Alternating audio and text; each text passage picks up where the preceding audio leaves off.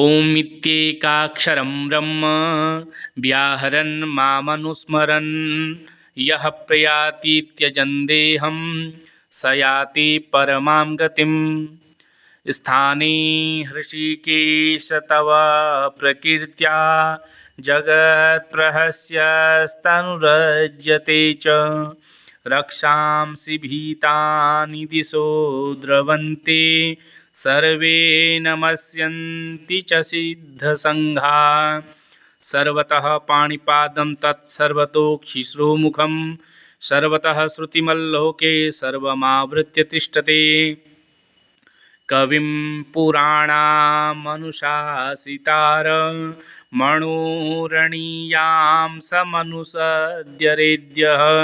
सर्वस्य धातारमचिन्त्य रूप मादित्यवर्णं नमसः परस्तात् ऊर्ध्वमूलमधः शाखमस्वत्थं प्राहुरव्ययं छन्दांसि यस्य पर्णानि यस्तं वेद स वेदवेत् सर्वस्य चाहं हृदि सन्निविष्टो मत्तः स्मृतिर्ज्ञानमपोहनं च वेदैश्च सर्वैरहमेव वेद्यो वेदान्तकृद्वेर्दविदेव चाहम् मन्मना भव मद्भक्तो मद्याजी मां नमस्कुरु